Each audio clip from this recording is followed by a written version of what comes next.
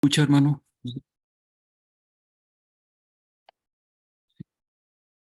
Muchas gracias. Bien, amados hermanos, como sabemos, estamos reflexionando todo este tiempo en nuestro fundamento doctrinal y pues hemos comenzado ya hace algunas predicaciones con el primer punto de fe. De los 28 puntos de fe que constituyen nuestro fundamento, sabemos que el primer punto es la Biblia. Y a mí me toca en esta ocasión, amados hermanos, y estoy agradecido enormemente con nuestro Dios por esta oportunidad.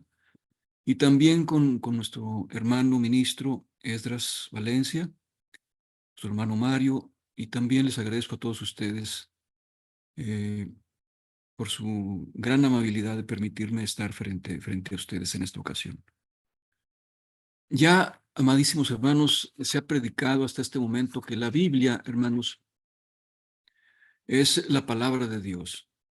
Ha quedado bastante claro que en ella Dios se nos revela, y que por medio de ella aprendemos, hermanos, a relacionarnos con Él, eh, pero no solamente con Él, sino también con nuestros semejantes y con nuestro entorno. Y que al leer, hermanos, la Biblia, y al recibir ese mensaje con fe, Dios hace posible en nosotros una vida renovada y en comunión con Él. También ya se ha predicado hasta este momento, hermanos, que la Biblia es el único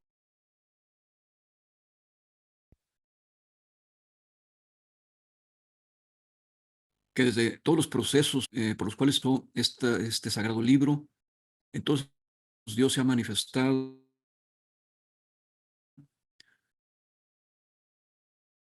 de su influencia en los escritores o en los escritores sagrados para recibir las instrucciones de Dios y saber qué es lo que tenía que escribirse. Y la conservación de los diferentes libros que la constituyen. En esta ocasión nos toca reflexionar sobre un punto,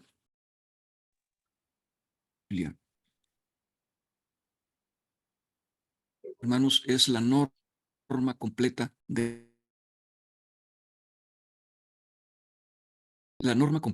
nuestra fe.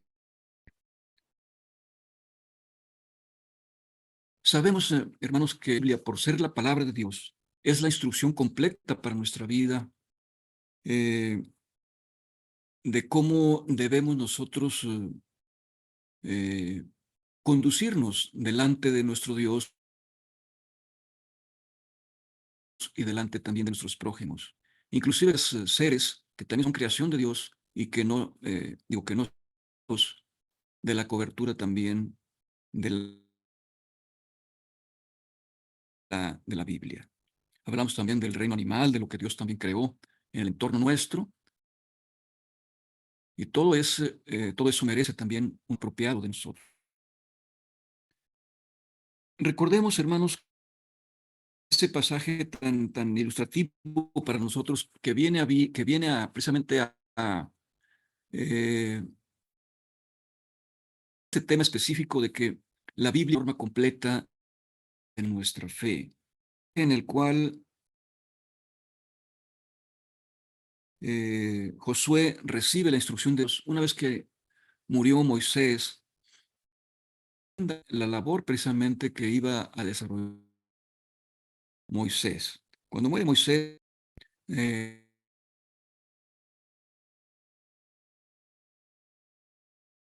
hablando precisamente mensaje a Josué, y le dice precisamente allí en el libro de Josué, capítulo 1, versos 5, 7 y 8,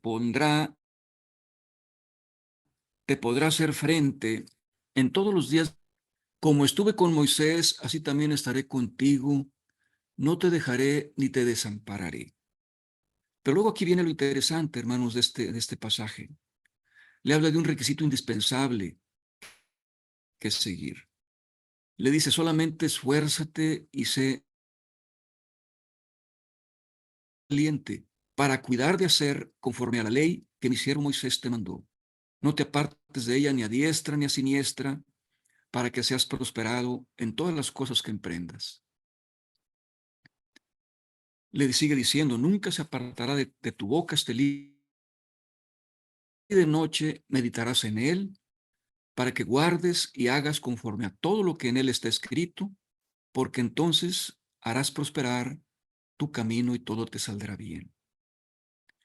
En este pasaje, amados hermanos, Dios le estaba diciendo a Josué que el libro de la ley era la norma que debía de seguir para alcanzar la meta de cumplir la comisión de repartir la tierra. No debía apartar el libro de su boca, debía hablar siempre o con frecuencia de él, debía meditar en su contenido de día y de noche, y lo más importante, debía actuar, debía hacer, llevar a la práctica conforme a esta tarea. Tenía desde luego promesas, grandes promesas para Josué, prosperar y todo te será bien. Aquí vemos, hermanos, que para nuestro Dios es importante la totalidad, el todo, porque en el texto deja ver claramente que le dice, nunca te apartarás del libro de la ley. Y de la totalidad es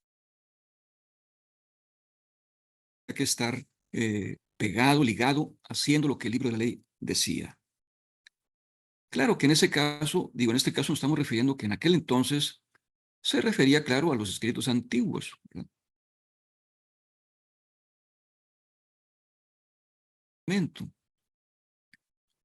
Eh, y lo que realmente constituye lo que ahora podríamos decir que es el canon hebreo, es decir,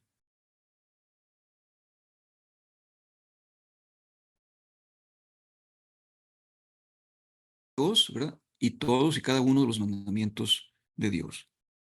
Y todas las instrucciones que tenía que seguir Josué para llevar a cabo esa enorme tarea. El hecho de que también nuestro Dios estaba hablando de la totalidad, se deja ver también cuando le dice, de día y de noche meditarás en el libro de la ley. También en el momento cuando le dice que tienes que guardar y hacer conforme a toda la ley. No le estaba diciendo, especificando alguna parte en especial de ella, sino toda la ley. Y le decía, no te apartes de ella ni a diestra ni a siniestra. Es decir, estas palabras, hermanos, nos dan idea de que para Dios es importante la totalidad, el todo. Y también son para nosotros hoy, hermanos. Eso que le estaba diciendo Dios a Josué en aquel entonces, también nos lo está diciendo nuestro Dios en esta tarde, en esta noche. Si nosotros queremos ser prosperados en nuestro camino y que todo nos salga bien, como esas promesas que Dios dio a Josué, tendríamos que hacer lo mismo.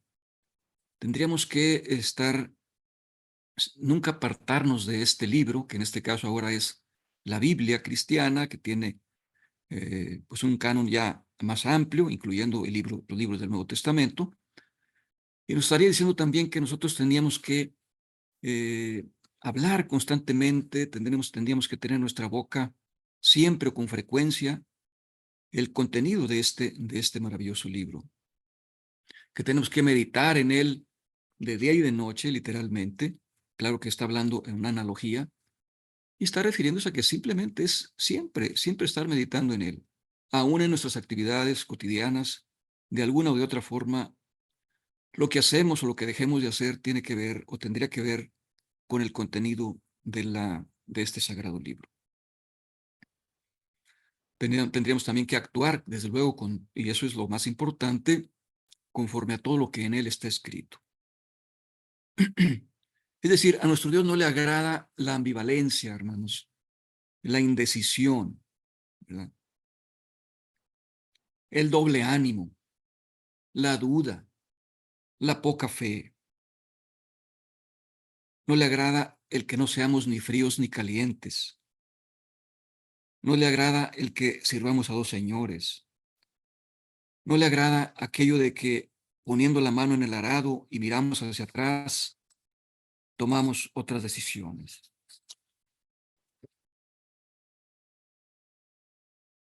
No le agrada aquello de que decimos guardar la ley, pero ofendemos en uno de los mandamientos y nos hacemos culpables de todos. Es decir, estas expresiones vienen en diferentes textos de las Sagradas Escrituras y todas hablan de esa situación de doble ánimo, por ejemplo, que nuestro Dios nos dice allí en Santiago que el hombre de doble ánimo es inconstante en todos sus caminos y que no espere quien tal haga que recibirá cosa alguna del Señor. Dice que el hombre de doble ánimo es como aquel que, como es como la onda del mar, que va o es echado de un lado para otro. Cuando hacemos esto, hermanos, y muchos, no, yo digo no muchos, sino algunos, padecemos ese terrible mal, tenemos que estar conscientes de que no podemos esperar nada de nuestro Dios, literalmente. Entonces está claro, hermanos, que Dios es un Dios de orden, es un Dios que le agrada que las cosas se hagan bien. El apóstol Pablo también nos lo dice allí en un texto, dice, hágase todo con decencia y con orden. Por esto, hermanos, entendemos que la Biblia, que por ser la palabra de Dios, es su instrucción completa para nosotros. Es decir, la Biblia es Torá, ¿verdad? Torá es una palabra hebrea que significa enseñanza. Entonces, la Biblia es la enseñanza para nosotros. Es el canon, es la guía, es la norma, es la regla, es el código ético y el código moral que debe guiar nuestra vida en todos y cada uno de nuestros momentos. Porque Dios no nos pide nada más que seamos obedientes en el área específicamente de la religiosidad, o más bien de las conductas, de los actos religiosos, más que religiosidad, porque este concepto de alguna manera tiene una connotación un poco negativa. No nos pide nada más que seamos fieles en nuestros cultos o en los cultos, sino nos pide que esa obediencia, hermanos, que Él nos pide en su palabra, en lo que es la norma de nuestra vida, la norma completa de nuestra fe, que es la Biblia.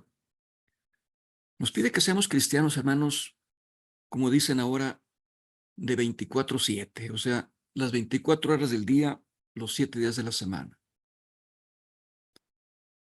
Y a veces, hermanos, honestamente, quizás algunos perdemos esa perspectiva y creemos que solamente al cumplir los actos religiosos y creemos que ahí ya estamos cumpliendo con todo lo que Dios nos pide. Y como que tácitamente damos por hecho que saliendo del templo, pues no nos rigen las mismas normas de Dios. Y no es así, hermanos. O sea, el cristiano es cristiano en todo momento, es decir, en su vida íntima y personal, en sus pensamientos, en sus palabras, en esa relación que tenemos que tener entre lo que pensamos, hablamos y hacemos. Porque con mucha frecuencia estamos divorciados en esos tres elementos. Pensamos una cosa, decimos otra y venimos haciendo otra muy diferente. Muchas veces nos pasa eso. Y entonces, esa disociación, hermanos, no agrada a Dios, equivale a eso, precisamente a ser hombres de doble ánimo. Digo, hombres, hablamos hombres y mujeres de doble ánimo. Es decir, somos o debemos ser cristianos, hermanos, desde que nos levantamos hasta que nos acostamos. Y aún en nuestros sueños, si fuera posible y tuviéramos voluntad sobre ellos, tendríamos que hacer lo mismo. Mas, sin embargo, a nosotros nos toca en la conciencia, pues desde que nos levantamos hasta que nos despertamos, digo, hasta que nos acostamos, ser cristianos, es decir, ser seguidores de Dios y de Cristo. En el trato con nuestra pareja, con nuestra familia, con nuestra esa pequeña iglesia que es la familia, con el de enfrente, con el vecino, con el que nos encontramos en la calle, con el desconocido, con el de la tienda, con el que vende las tortillas, en el del supermercado, el taller mecánico, es decir, con cada una de estas situaciones de nuestro día a día, debemos manifestar que somos seguidores de Dios. No se trata de que lleguemos allí a todos lados predicando o haciendo cosas así, simplemente en un trato suave y apacible, cortés, educado, afable, manifestar que algo hay en nosotros que nos hace diferentes. Y, y estar conscientes, hermanos, de cada situación. Esa es, creo yo, la clave, vamos, para que podamos mantenernos en esa tesitura. Pero fallamos, hermanos, muchas veces en esto, porque se nos olvida y pensamos que esas cosas están divorciadas y no. Cuando así hacemos, hermanos, creo yo que podemos comprender mejor lo que Dios dice. Y es importante creerlo así, creo yo, porque entonces si entendemos que el ser cristiano implica todas y cada una de las circunstancias, nos compromete en gran manera para que nuestro comportamiento vaya acorde y estarnos como autoanalizando, es decir, a ver, ¿cómo estuvo mi día? ¿Dónde pude haber fallado? Ah, caray, parece que no traté muy bien a esta persona, no me porté bien, le contesté mal, fui descortés, fui grosero, etcétera, etcétera. No atendí las necesidades de mi familia, no estoy trabajando como debería de ser, no estoy cumpliendo con los tiempos de mi trabajo en una empresa, mm, ocupo el tiempo en otras cosas, trato de a ver cómo paso el tiempo de turno para no hacer muchas cosas, etcétera. Cosas así que a veces es común que se hagan, pero que estamos de alguna manera faltando a ese deber moral y cristiano de seguir lo que la palabra de Dios nos dice. Entonces, Dios nos da esta ley. Y hablamos de ley en sentido amplio, es decir, no solamente de los 10 mandamientos, sino eh, de todo lo que es la Biblia, desde que comienza desde el Génesis hasta el Apocalipsis.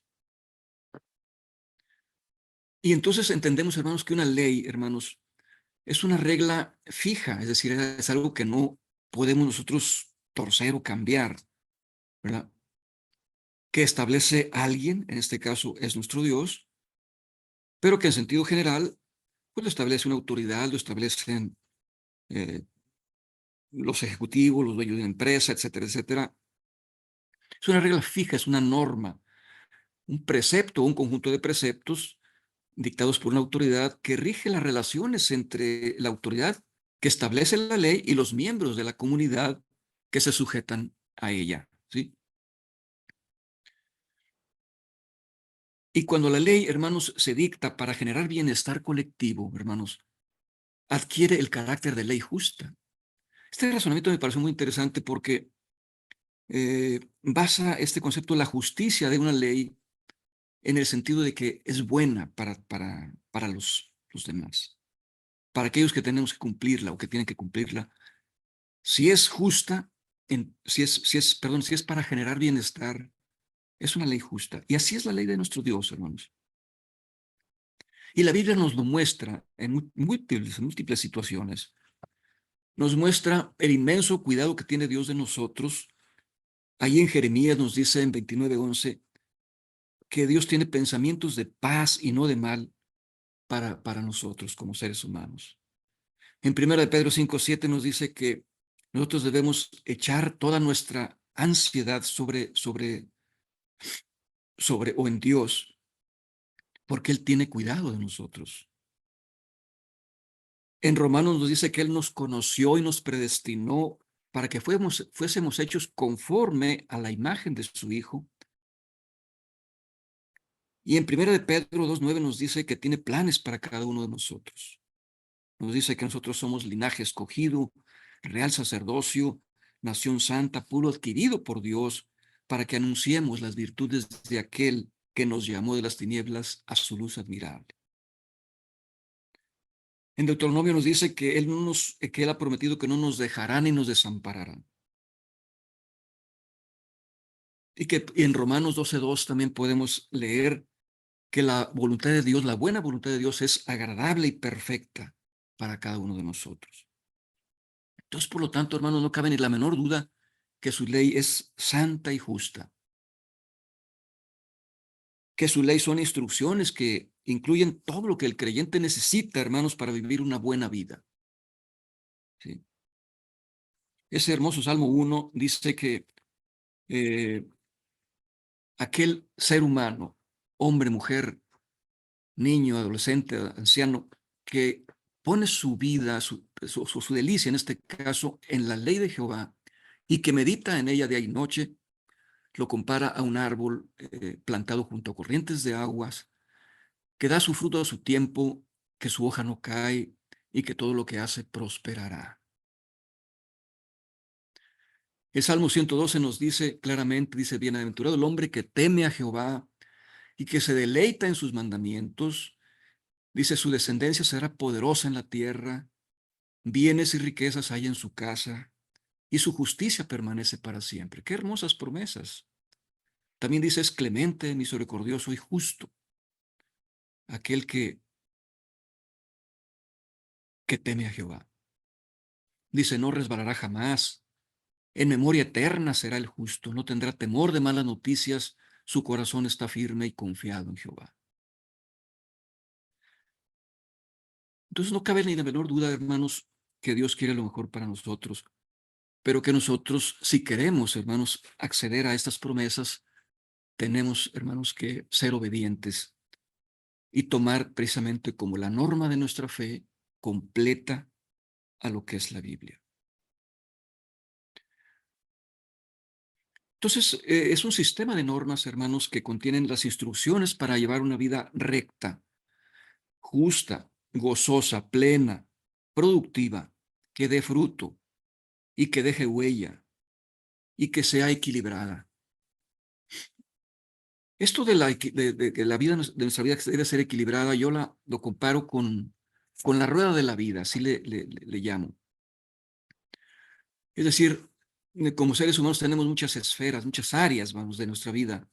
Nuestra área personal, familiar, social, física, mental, espiritual, económica, laboral, profesional, etc. Entonces, ¿cuántas veces, hermanos, estamos bien en ciertas áreas y muy debilitados en otras? Por ejemplo, podemos ser bendecidos con una buena salud, pero económicamente andamos mal o muy mal. Podemos tener problemas sociales, quizás con el vecino, o estamos muy deprimidos, tenemos ahí problemas de orden mental, o estamos muy alejados de Dios y nuestra espiritualidad está muy baja. En el área laboral con problemas allí, con el jefe, con el dueño de la empresa, profesionalmente quizás regular. Y entonces, si hiciéramos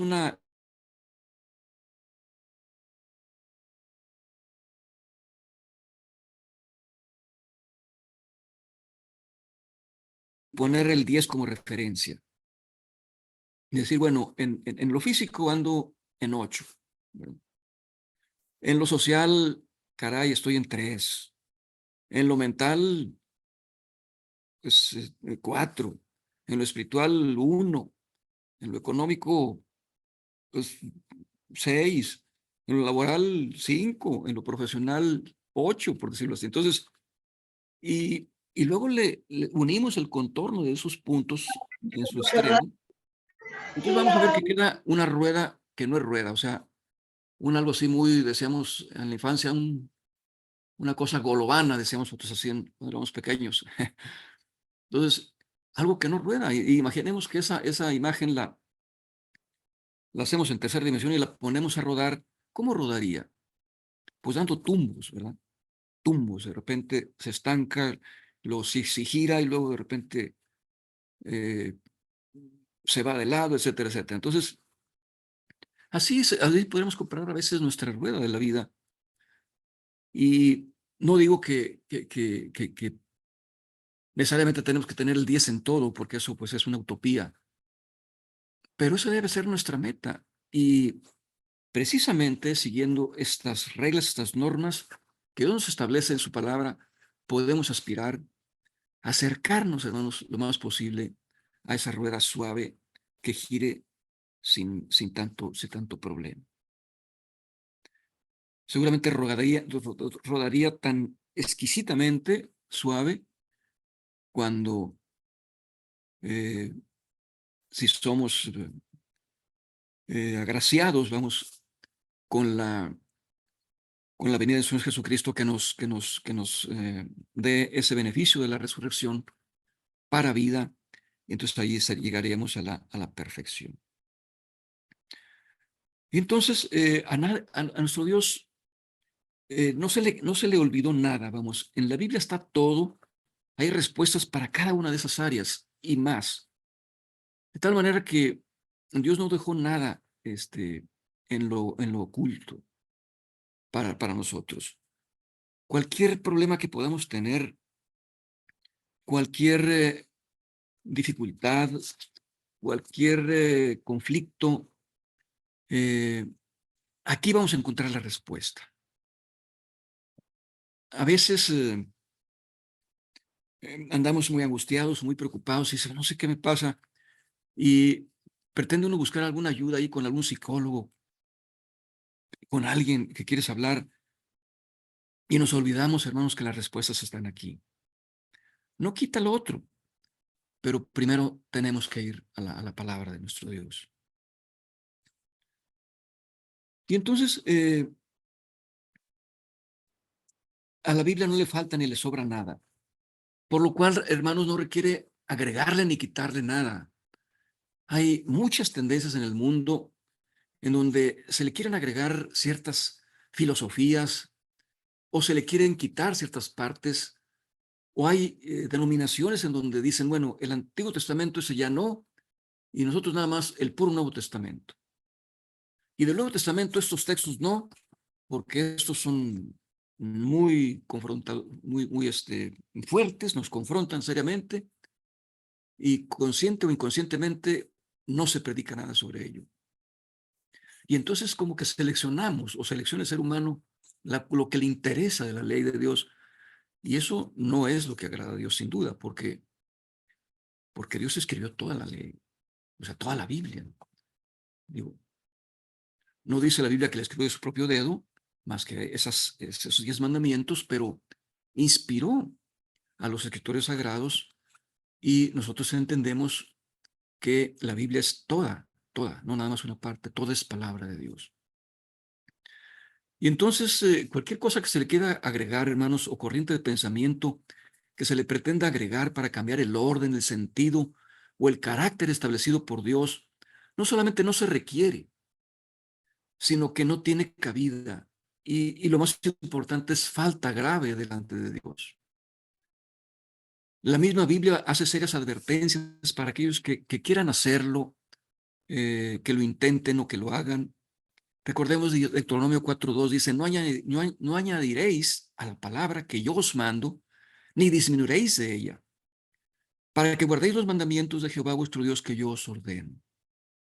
También Deuteronomio 12:32 dice, cuidarás de hacer todo lo que yo te mando, no añadirás a ello, ni de ello quitarás. Proverbios 35:6 dice, toda la palabra de Dios es limpia, Él es escudo a los que en él esperan. No añadas a sus palabras para que no te reprenda y seas hallado mentiroso. Eclesiastés 3:14 te dice, he entendido que todo lo que Dios hace será perpetuo. Sobre aquello no se añadirá, ni de ello se disminuirá. Y lo hace Dios para que delante de él teman los hombres. Recordemos los textos de Apocalipsis 22, 18 y 19. En Nueva Versión Internacional dice, a todo el que escuche las palabras del mensaje profético de este libro, le advierto esto. Si alguno le añade algo, Dios le añadirá a él las plagas descritas en este libro. Y si alguno quita palabras de este libro de profecía, Dios le quitará su parte del árbol de la vida y de la ciudad santa descritos en este libro.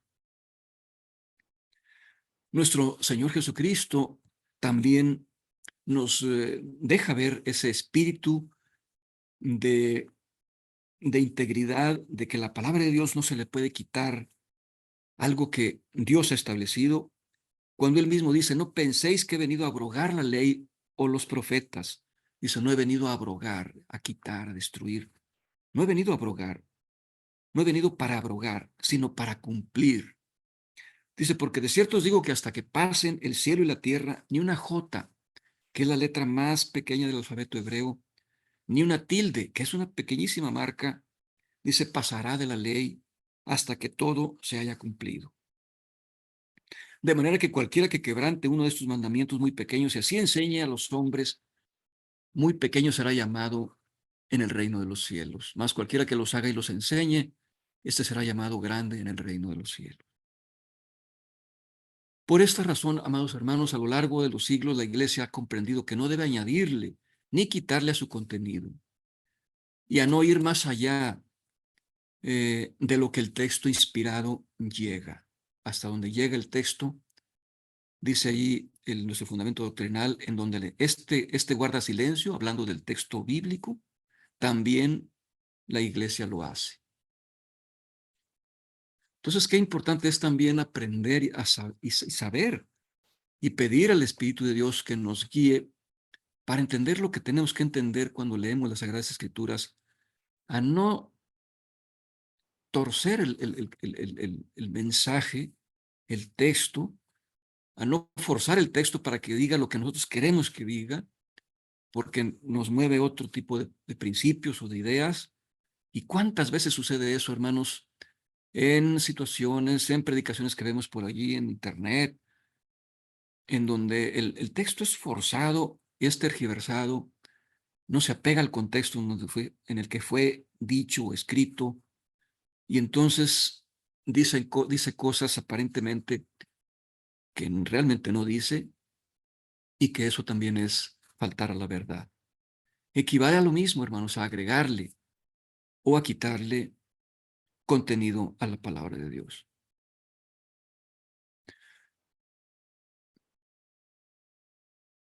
Así es que, hermanos, sin embargo, quisiera decir algo para ir cerrando. Dios nos pide obediencia. Hay un texto que nos es muy fuerte, que creo que sintetiza en gran medida las intenciones de nuestro Dios. Uno de ellos es Deuteronomio 13:4, que dice, en pos de Jehová vuestro Dios andaréis, a él temeréis, guardaréis sus mandamientos y escucharéis su voz, a él serviréis y a él seguiréis. Es decir, ahí en ese versículo, Deuteronomio 13:4, está todo lo que tenemos que hacer, ¿sí? Andar en pos de Dios, temerle a Dios, guardar sus mandamientos, escuchar su voz, servirle a Dios y seguirle a Dios y a nuestro Señor Jesucristo. Nuestro Señor Jesucristo, de hecho, sintetiza, hermanos, lo que es los 10 mandamientos y la voluntad de Dios en dos grandes mandamientos que todos los sabemos muy bien. Amarás al Señor tu Dios con todo tu corazón y con toda tu alma y con toda tu mente, y en Lucas 10:27 se le agrega, y con todas tus fuerzas. Dice nuestro Señor Jesucristo, ese es el primero y grande mandamiento. El segundo es semejante, amarás a tu prójimo como a ti mismo, y dice, de estos dos mandamientos depende toda la ley y los profetas. Entonces, en esta noche, hermanos, Dios nos demanda obediencia si queremos tener una buena vida. Y no se trata necesariamente de bienestar material, porque eso, hermanos, Dios nos dice allí en la voz de nuestro Señor Jesucristo que eso Dios lo da por añadidura. Sino hablamos de una vida plena, gozosa, en armonía con Dios y con nuestros prójimos. Pero aquí viene el problema, hermanos. A los seres humanos, hermanos, por lo general no nos gusta obedecer. Algo pasa en nosotros que que no nos gusta que nos den órdenes, que no nos gusta que nos impongan las cosas, y despierta cierta rebeldía, a veces natural en los seres humanos. Digo, yo lo confieso, a veces pues reacciono así. Entonces, en unos más que en otros, claro, se manifiesta esta tendencia. No nos gusta que nos digan lo que tenemos que hacer. Somos proclives a rebelarnos, hermanos, ante la autoridad, proclives a la desobediencia. Con frecuencia hay una voz interior que nos dice que nosotros podemos hacer las cosas, como dijo nuestro hermano Esdras el otro día, que podemos hacer las cosas mejor o de mejor manera. Esta actitud, hermanos, está en nuestro ser como una tendencia natural, como, una, como un gen, por decirlo así, el gen de la desobediencia, si podríamos llamarle así. Y seguramente tiene que ver con esa naturaleza caída del ser humano, hermanos. Porque si no fuera así, hermanos, pues no habría tantos problemas en el mundo. Y ahora más que nunca lo vemos, guerras en diferentes sitios del mundo que no dan visos de terminarse, muerte y desolación por todas partes, grandes injusticias en todos los ámbitos, hermanos, fuertes tendencias mundiales de orden moral que violan flagrantemente, hermanos, lo que Dios ha establecido, lo que Dios ha creado, entre muchos otros desastres. Dice Romanos 5:12, porque por tanto, tal como el pecado entró al mundo por un hombre, hablando de Adán, y la muerte por el pecado, así también la muerte se extendió a todos los hombres porque todos pecaron. Y Eclesiastés 7:29 dice, Dios hizo rectos a los hombres, pero ellos se buscaron muchas perversiones. Y la desobediencia no se manifiesta no solamente a nivel mundial, a nivel global, sino como decíamos, a nivel individual, doméstico. Se percibe desde la infancia misma, los niños, o sea, también traen ese aspecto. Y a veces se batalla con los hijos, hermanos, para que obedezcan. Pero no más ellos, hermanos. Nosotros como adultos buscamos mil cosas para desobedecer. Y no solamente a Dios, hermanos, sino normas sociales establecidas. ¿Cuántas veces andamos buscando a ver cómo le hacemos para no cumplir con las normas de tránsito, por ejemplo? De pasarnos un alto, de irnos por una calle en doble sentido, porque llevo mucha prisa o por esto o por aquello. Entonces, siempre estamos buscando de alguna manera, si se da la oportunidad de esquivar alguna norma, eh, de tránsito, leyes hacendarias, impuestos, pagos, normas morales. Buscamos atajos, a veces no propiamente legales, nos justificamos de todo y hay un largo etcétera de lo que hacemos.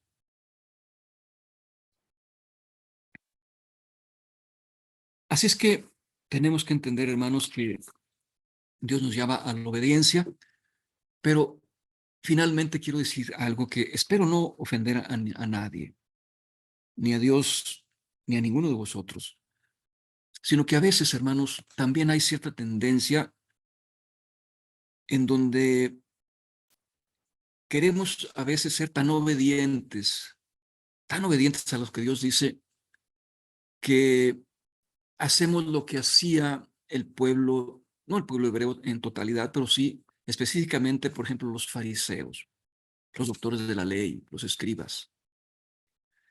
Y en muchos pasajes del Nuevo Testamento, el Señor Jesucristo los amonesta seriamente y los evidencia y les dice, ustedes son sepulcros blanqueados, son hipócritas por esto y por aquello.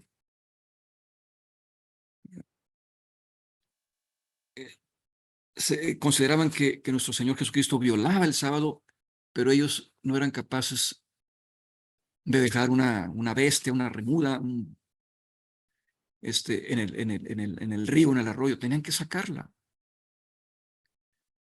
Y muchas cosas hacían que contrariaban, hermanos, la voluntad de nuestro Dios. Era una obediencia, digamos, ciega, eh, ciega. Es decir, se obsesionaban tanto por cumplir los mandamientos de Dios que idolatraban el mandamiento en lugar de darle culto a quien hizo el mandamiento. Y nosotros tenemos que tener cuidado, hermanos, con eso también, porque a veces somos tan celosos de nuestra religiosidad, y ahí es donde aplico este término, y no hablo específicamente de nadie, sino que en general se ve en algunas circunstancias, no propiamente, hermanos, en sí de nuestra iglesia, sino en otros ámbitos, pero sería muy penoso que sucediera en nuestra iglesia y más aún en nuestra congregación, de tener ese celo tan intenso que de repente te vuelves tan celoso de las cosas de Dios que también nos olvidamos del amor y de la misericordia. Platicaba con mi esposa y decía, imagínate que vamos, por ejemplo, el sábado a la iglesia y nos encontramos con alguien que está en la casa, en la calle por ahí con estos fríos, muriéndose de frío, pero tenemos que llegar a la iglesia a tales horas porque es sábado, ¿sí? Y nos vamos directitos a la iglesia sin tomar en cuenta a la persona que estaba allí, para no llegar tarde, para cumplir con el mandamiento. En lugar de habernos detenido y a ver qué pasaba con esa persona, a lo mejor le damos nuestra chamarra o le compramos un café por lo menos, algo podríamos hacer con esa persona. Pero es el celo por cumplir el mandamiento se transforma a la vez esa obediencia literalmente en desobediencia o en una especie de desobediencia. Entonces el celo nos puede llevar a eso, a idolatrar el mandamiento y olvidarnos de quien hizo el mandamiento, de lo que dice quien hizo el mandamiento. Y eso es peligroso, hermanos, para nuestra iglesia, porque tiene que ver con una iglesia de méritos. Y la iglesia de méritos es algo que va con el gloriarse en las obras de que yo hago esto y yo hago esto y tú no haces esto y tú no haces aquello y por lo tanto, pues no te mereces esto o aquello. Entonces, nos ponemos en el papel de jueces. Eso es, hermano, es duro, pero a veces sí vale la pena por lo menos pensarlo, de que ni por asomo, hermanos, caigamos en ese tipo de actitudes o de conductas, de sentirnos tan santos, tan, que pues los demás no merecen las bendiciones de Dios y nos olvidamos del amor y la misericordia. Entonces, no es la obediencia ciega, como aquellas personas, aquellos religiosos que diezmaban hasta el más mínimo pequeño grano de eneldo y se olvidaban, hermanos, de la viuda y saqueaban sus casas y se olvidaban del desvalido, del pobre y del que estaba enfermo en sábado. Eso no lo podríamos, hermanos, no lo deberíamos ni siquiera pensar. Quiero finalmente ya terminar diciendo que respecto a este aspecto, a este punto que acabo de mencionar, Dios tiene unas frases muy fuertes allí en el libro de Isaías. Cuando les habla del ayuno, les está diciendo, está confrontando al pueblo de Israel, específicamente el reino de Judá, porque por su desobediencia había para entonces idolatrías, grandes idolatrías, injusticias de unos contra otros, había corrupción, y les dice, ustedes me buscan cada día y quieren saber mis caminos, como gente que hubiese hecho justicia y que no hubiese dejado la ley de Dios. Me piden justos juicios y quieren acercarse a Dios. ¿Por qué? Dicen, ayunamos y no nos hiciste caso. Humillamos nuestras almas y no te diste por entendido. O sea, aquí Dios está diciendo que ese pueblo decía estas cosas.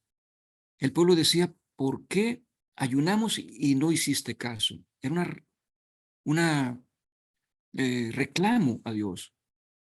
Humillamos nuestras almas y no te diste por entendido. Pero Dios dice, he aquí que en el día de vuestro ayuno buscáis vuestro propio gusto y oprimís a todos vuestros trabajadores. He aquí que para contiendas y debates ayunáis, y para herir con el puño inicuamente. Les dice, ¿es tal el ayuno que yo escogí? Que de día aflija el hombre su alma, que incline su cabeza como junco y haga cama de silicio y de ceniza. ¿Llamaréis a esto ayuno y de agradable a Jehová?